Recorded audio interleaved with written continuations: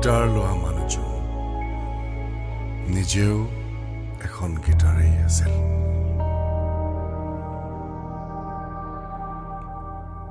যাৰ তাৰত বাজি উঠিছিল হেজাৰ বাৰিষাৰ গান, সহস্ৰ ফাগুনৰ টান। ৰুস্তি আহমেদ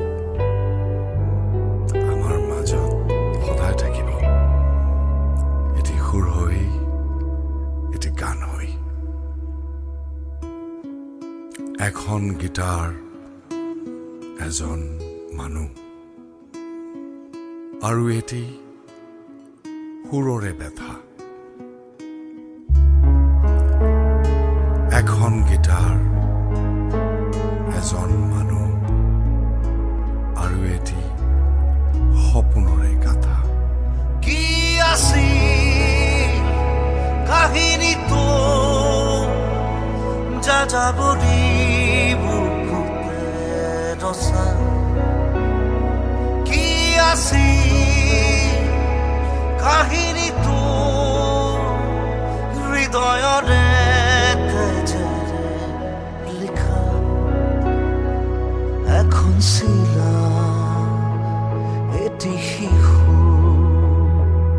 আৰু আকাশৰে নীলা।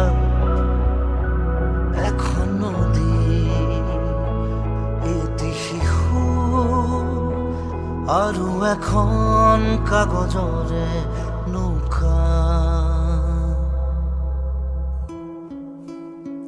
জীৱনৰে চাপৰিতে হাঁহিৰে সজা, হেঁপাহৰে বজা। এধানিমান মৰমতে জ্বলি জ্বলি গলি শেষ হোৱা।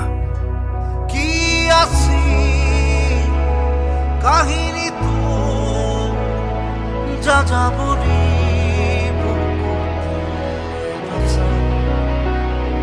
কি আছিল কাহিনীটো এখন নীলা গিটাৰত বজায়? সেই গিটাৰ নবজাবা শিশুটি সাৰ পাব চাবা? সেই গিটাৰ নবজাবা সুৰত উটি যাবা চাবা? কি আছিল কাহিনীটো সাৰে থাকি সপোনতে দেখা? কি আছিল কাহিনীটো এটি সুৰ নদী হৈ বোৱা? সেই গীতাৰ নবজাবা কথাবোৰে দহিব চাবা? সেই গীতাৰ নবজাবা শিশুটি সাৰ পাব চাবা?